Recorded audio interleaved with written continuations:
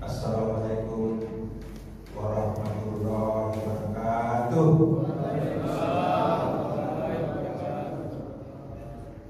Alhamdulillahirabbil alamin. Wassalatu wassalamu ala sayyidina Muhammad wa alihi wasallam. Tiada kata yang paling kita ajarkan senantiasa dalam kehidupan kita di lain adalah senantiasa bersyukur atas segala nikmat karunia Allah yang diberikan kepada kita semua, sehingga pada siang ini kita semua bisa bersama-sama menunaikan salah satu kewajiban kita, yaitu salat zuhur secara berjamaah. Bapak Ibu, salawat dan salam tanpa kita juga senantiasa berikan kepada kita Nabi besar Muhammad Sallallahu Alaihi Wasallam sebagai uswatun hasanah, sebagai rahmatan lil alamin. Saya ingin menyampaikan banyak terima kasih kepada Bapak Direktur Pimpinan Ditlantas Polda Sulsel, khususnya kepada Bapak Muhammad Yusuf Kasbah dan Bapak Ibu semua atas kesempatan ini. Satu bulan lalu saya juga di sini bersama Bapak Ibu. Kita akan lanjutkan kuliah singkat kita. Semoga ini menjadi satu amalan kebaikan untuk meningkatkan pengetahuan, meningkatkan amalan ibadah kita di sisinya. Bapak Ibu, yang kita bahas pada kajian sebelumnya adalah Iqra sebagai kunci untuk menyelesaikan problem-problem dalam kehidupan kita. Dan kita sudah membagikan 5 level Iqra yang bisa kita gunakan. Kita akan melanjutkan kajian kita pada kesempatan ini. Kita akan membahas mengenai hati yang selamat, hati yang bersih sebagai kunci untuk mendapatkan kebahagiaan, keselamatan dunia. Bapak Ibu, saya kira kita semua yang secara fitrah, semua orang itu selalu ada rasa rindu, selalu ada keinginan yang kuat untuk meraih keberhasilan, meraih kesuksesan. Pasti di dalam diri setiap insan ini sama dengan fitrah ketuhanan. Fitrah ketuhanan itu di dalam hati kita, hati kecil kita mengakui bahwa sebenarnya ada saat yang mengatur, ada saat yang jauh lebih kuasa dari kehidupan kita. Sama juga dengan fitrah keberhasilan itu, fitrah kesuksesan itu. Tidak ada orang di dunia ini yang bercita-cita untuk meraih satu kedudukan. Bagaimana pun jahatnya seseorang itu, pasti di dalam hati kecilnya dia ingin berhasil, dia ingin sukses. Dia tidak ingin menjadi orang yang jahat, dia tidak ingin menjadi orang yang buruk. Oleh karena itu, doa yang paling banyak kita panjatkan tidak lain adalah kita selalu mohon kepada Allah untuk diberikan kebahagiaan di dunia, kebahagiaan di akhirat, dan dihindarkan, dilindungi dari api neraka. Ini di surah Al-Baqarah ayat 200. Rabbana atina fid dunya hasanah wa fil akhirati hasanah wa qina adzabannar. Ini doa selalu kita baca, tapi apakah kita memahami makna kebaikan kebahagiaan dunia, makna kebaikan kebahagiaan akhirat, dan makna dari dihindarkan, dijauhkan, dilindungi dari api neraka. Bapak Ibu, apa kuncinya untuk selalu kita mendapatkan kebaikan-kebaikan ini? Sudah dijelaskan oleh baginda Rasulullah SAW bahwa di dalam hati, di dalam tubuh manusia Di dalam tubuh manusia ada segumpal daging. Kalau daging segumpal daging ini baik, maka seluruh tubuh akan baik. Kalau segumpal daging ini buruk, maka rusaklah seluruh tubuh. Segumpal daging itu tidak adalah hati atau kolbu. Bapak Ibu, mungkin sudah kita pernah atau sering dengar hadis ini. Di sini dikatakan bahwa manusia baik atau buruk ditentukan oleh hatinya. Sementara manusia ini diciptakan oleh Allah sebagai khalifah di bumi, sebagai pemimpin, sebagai pengatur alam semesta. Jadi bisa kita katakan yang mengendalikan alam semesta sesungguhnya adalah hati manusia. Karena hati manusia mengendalikan seluruh tubuh kita, lahir batin. Dan manusia ini yang diserahkan oleh Allah untuk mengatur dunia ini. Ya. Kita melihat banyak permasalahan. Kita melihat banyak problem. Orang-orang juga selalu berusaha mempercantik tubuhnya, mempercantik mobilnya, mempercantik rumahnya. Ya. Sekarang ini skincare itu penjualannya banyak sekali. Karena orang secara fitrah ingin tampil. Ya. Ada juga tetangga belum selesai rumahnya diperbaiki, dirombak lagi, perbaiki lagi. Ya, ada juga beli mobil, belum cicil, belum lunas cicilannya, jual baru cicil lagi.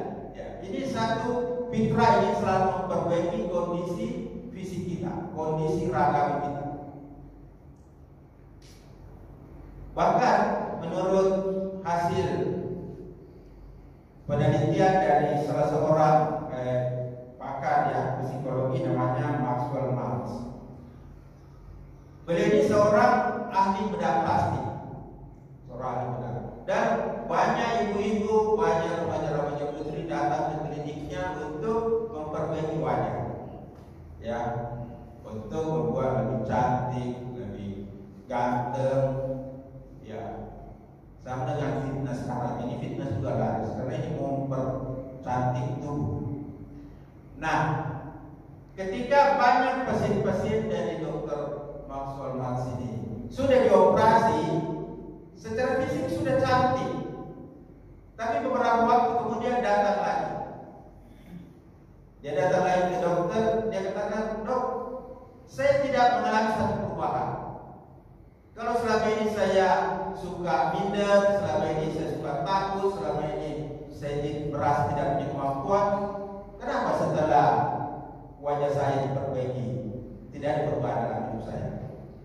Sehingga Maxwell Maltz menyimpulkan bahwa sebenarnya yang mengubah hidup manusia itu bukan pada tubuh fisiknya, tapi ada satu pengendali di dalam fisik, dalam tubuh lahir batin kita yang disebut dengan citra diri.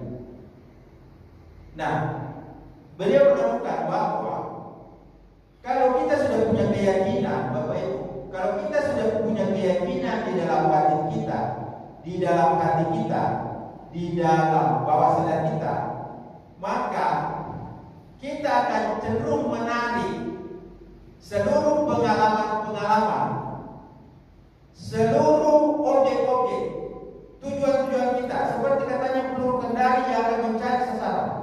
Sasarannya itu sesuai dengan apa yang ada di dalam hati kita. Wah, coba ini dahsyat sekali. Jadi mungkin ada kita lihat, kenapa ada orang gampang dimudahkan jalannya menuju kebaikan. Ada pengajian datang lagi, ada ini datang lagi. Ada juga orang sudah kita berusaha apa, tapi tetap juga banyak masalahnya. Mungkin kita juga melihat berita-berita ada yang sudah dihukum kembali lagi, dihukum lagi, yang berulang. Nah, ini Maxwell Maltz menemukan bahwa di dalam ruang bawah sadar kita, di situ ada penarik, Pak, yang disebut dengan psycho-cybernetics. Nah, ini bahaya sekali, Pak. Psycho-cybernetics, kalau kita sudah punya keyakinan, punya satu sifat-sifat buruk, satu rasa di dalam hati kita, maka itu akan menarik pengalaman-pengalaman, menarik selaras dengan apa yang dalam hati kita. Wah ini, ya ini sesuai dengan hadis Nabi tadi, bahwa pengendali tubuh manusia, mengendali alam semesta adalah hati kita. Jadi apa yang harus kita lakukan, Bapak Ibu? Kalau kita sangat senang, kalau kita selalu bersemangat memperbaiki rumah kita, memperbaiki mobil kita, memperbaiki tubuh fisik kita, oke, kita juga sejauh mana kita selalu punya perhatian memperbaiki hati kita, ya, karena hati inilah sebenarnya adalah pengendali kita. Imam Al-Ghazali melihat bahwa hati itu seperti raja, seperti pemimpin, sementara anggota tubuh ini seperti pasukannya, seperti pegawainya. Nah, apa yang diketahui pimpinan itu yang akan dilakukan oleh bawahannya. Nah, Bapak Ibu, oleh karena itu kita sekarang sejalan dengan usaha kita untuk memperbaiki suasana kantor kita, memperbaiki kedisiplinan kita, memperbaiki prestasi kita, meningkatkan penghasilan kita, ya. Sejalan dengan itu, kita juga perlu ada program bagaimana meningkatkan kualitas jiwa, meningkatkan kualitas kita. Ya. Di dalam satu hadis dikatakan, Allah tidak melihat bentuk rupa dan harta kalian. Allah tidak melihat bentuk rupa dan harta kalian. Akan tetapi Allah melihat hati dan amalan kalian. Ya, hadis riwayat Muslim. Nah, Bapak Ibu, ini kuncinya pada mengelola hati. Jadi kita ini Bapak Ibu dalam belajar Islam, ya, saya juga rasakan ini. Bagaimana Islam yang kita pahami, Islam yang kita pahami sesuai dengan apa yang kita yakini dan yang kita lakukan. Menurut saya inilah cara berislam yang paling mudah. Ya, banyak kita melihat, oke, kita ikut pengajian, kita ikut kursus, kita ikut workshop, oke. Tapi pengetahuan yang kita dapatkan sejauh mana itu memperbaiki hati kita dan sejauh mana itu memperbaiki perilaku kita. Jadi saya simpel aja, Bapak Ibu.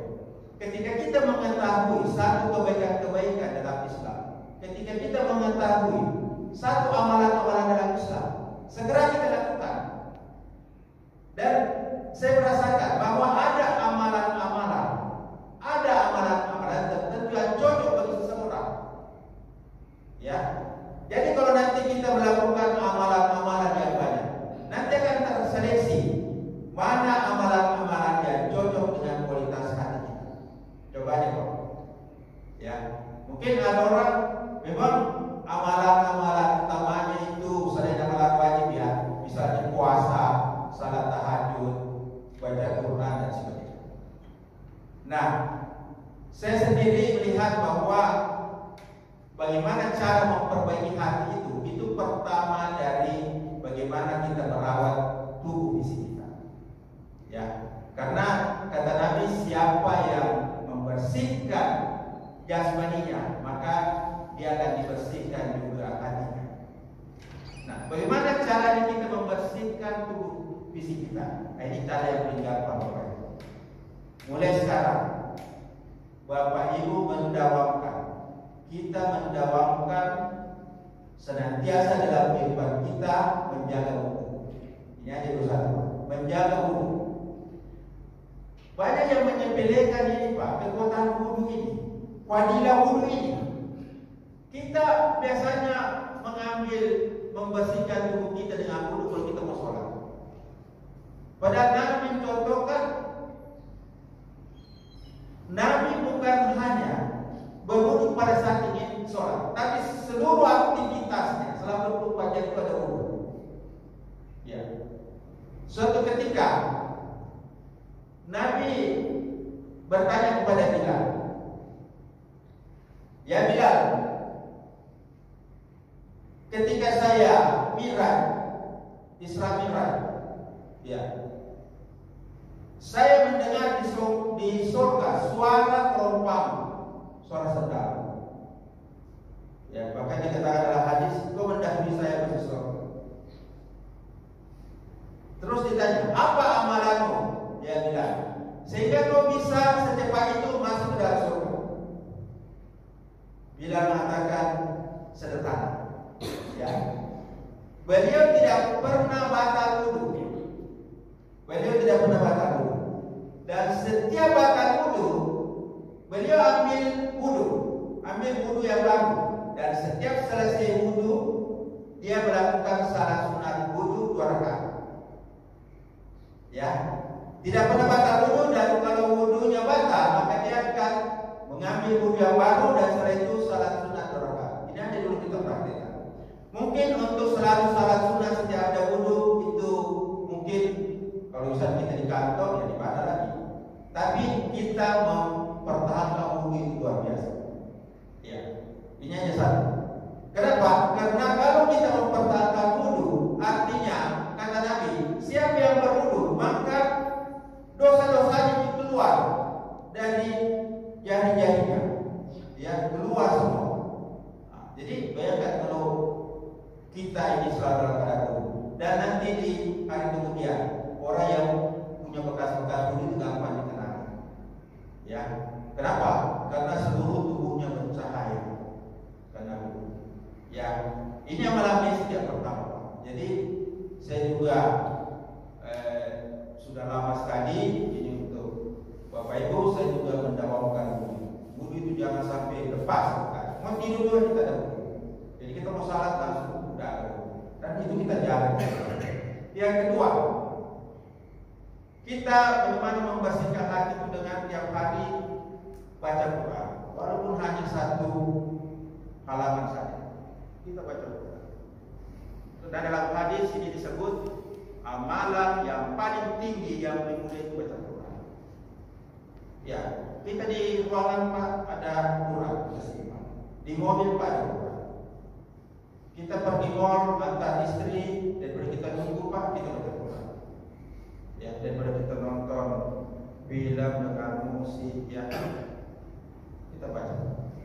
Ini waktu kita sedikit Pak, waktu kita sedikit. Ya, ini yang kedua. Kemudian yang ketiga, amalan yang bisa kita lakukan Pak untuk basic ini, itu senantiasa menjaga sikir-sikir kita.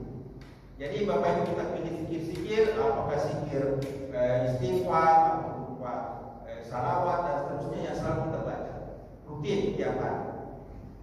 Ya.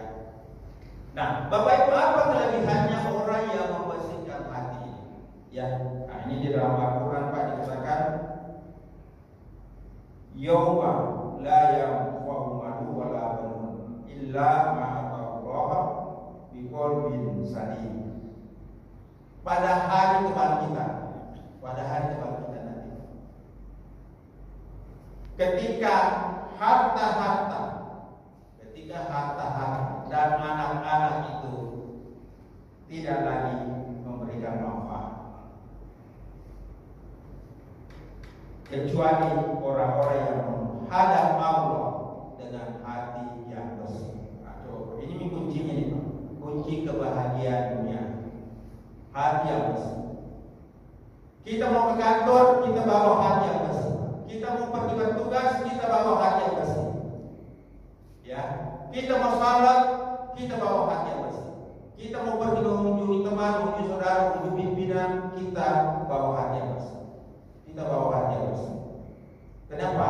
Karena hakikatnya Bapak Ibu, walaupun di sini sebut orang yang menghadap Allah, tapi sesungguhnya dikatakan dalam Al-Quran, dimanapun kau berada, maka di situ aja Allah. Jadi sebenarnya kalau kita pahami, dimanapun kita berada, maka sesungguhnya kita selalu menghadap Allah, dan kita menghadap Allah dengan hati yang bersih. Ya, Bapak Ibu ya, kalau kita sudah niatkan, kalau kita ada kesungguhan, ya, kita niatkan ada kesungguhan memperbaiki diri dan memperbaiki hati, maka insya Allah apa yang kita lakukan akan berubah. Terus kalau kita tidak memperhatikan hati kita, apa akibatnya? Wah, ini berat juga ini, ya. Dikatakan di dalam surah Al-Baqarah ayat 7. Bismillahirrahmanirrahim. Fatamallahu ala qulubihi wa la sam'ihim wa la absarihim gisawah wa lahum azabun alim. Kasih. Allah mengunci hati. Allah mengunci hati. Pendengaran dan penglihatan mereka. Dan mereka akan mendapatkan asap yang berat. Coba ya. Ini Pak, kalau hati kita sudah dikunci, mungkin kita punya jabatan, mungkin kita punya harta, mungkin kita punya uang. Tapi kalau hati kita sudah gelap, hati kita sudah dikunci, maka apa yang kita miliki itu tidak akan memberikan barokah, baik manfaat sampai di dunia. Tadi sudah dikatakan, ketika harta dan anak-anak tidak memberi manfaat. Jadi ini kita harus waspada. Kalau hati kita ini sudah dikunci, maka gelaplah dunia ini. Walaupun matahari masih bersinar terang. Ya. Kemudian ketika hati dikunci, maka pendengaran dan penglihatan juga akan dikunci. Karena itu ada orang, walaupun kita nasihati, walaupun kita berikan nasihat, pimpinan sudah memberikan peluang, sudah memberikan reward, sudah memberikan dorongan. Ya, masih begitu juga. Berarti dia perlu didorong hatinya. Ya, bagaimana kita mendorong hatinya? Dan orang yang tidak memperhatikan hatinya, membiarkan hatinya gelap, itulah yang akan mendapat asap, ya, yang berat, asap yang berat. Mungkin di dunia ini sudah mendapatkan itu. Jadi, Bapak Ibu, saya kira mulai sekarang kita menyiapkan bagaimana memperbaiki hati kita, karena hati itulah yang menghubungkan kita dengan Allah. Ya, hati ini adalah satu fakultas kerohanian yang senantiasa berinteraksi, ya, dengan Allah.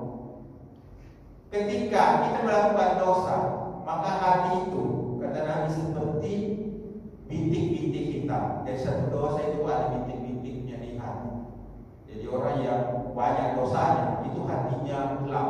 Sama orang yang kena kanker hati itu hatinya hitam. Ya, kenapa? Karena sudah penuh sel kanker. Nah, hati secara spiritual, kalau orang banyak dosanya. Nah, tadi Maxwell mengatakan, kalau orang punya citra diri buruk, maka pengalaman-pengalaman itu akan tertarik masuk ke dalam hidupnya. Nah, jadi Bapak Ibu, saya kira ini nasihat untuk diri saya juga. Bagaimana kita melakukan upaya-upaya untuk membersihkan, memperbaiki diri kita. Dan ini sudah jelas, hati yang bersih, hati yang selamat inilah sebenarnya adalah kunci segala kebaikan, kunci segala keselamatan. Kalau kita mencari, berburu, mencari keselamatan, mencari sumber kebahagiaan, maka Al-Quran ini masih memberikan sumber kebahagiaan, sumber keselamatan itu membersihkan hati dari segala kotoran, membersihkan hati terhadap kotoran yang menghalangi kita dengan Allah, seperti syirik, munafik, dan sebagainya. Kemudian kotoran-kotoran yang menghalangi kita dengan manusia, sombong, iri hati, ya. Bapak Ibu, dua ini yang harus kita bersihkan, ya. Nah, mudah-mudahan di kajian kita berikutnya kita akan melihat bagaimana tangga-tangga untuk membersihkan hidup kita, hati kita, yang disebut dengan hati dan terjadi. Jadi kita tidak akan melihat tanda-tanda kebesaran Allah kalau hati kita gelap. Ya, jadi Bapak Ibu, kenapa ada orang mudah mendapat hidayah? Kenapa hatinya bening, hatinya bersih? Ya, tapi mungkin ada juga kita melihat bagaimana orang senantiasa berusaha namun hatinya tidak diperbaiki lebih dulu, maka apapun yang dilakukan kurang mendapat barokah. Ya, Bapak Ibu, saya kira inilah yang bisa kami sampaikan. Marilah kita menjaga kekayaan kita yang paling besar selama kita hidup ini, yaitu hati kita yang bersih. Kita rawat hati kita untuk berinteraksi dengan Allah, dan kita merawat hati yang bersih untuk berinteraksi dengan semua manusia dan alam semesta. Insya Allah baca. Kita pakai baju baru, baju bersih kantor. Ya. Kalau hati kita kotor, Pak, kalau kita pakai baju baru, baju bersih, mobil baru, rumah baru, bersih, hati kita bersih, Masya Allah. Ya, itulah satu kekayaan yang paling tinggi dalam hidup kita. Demikian, semoga bermanfaat dan bisa dipraktikkan, bisa dilaksanakan. Pemahaman dari Al-Quran. Terima kasih Bapak Ibu atas perhatiannya. Wabillahi wal hidayah. Wassalamualaikum warahmatullahi wabarakatuh.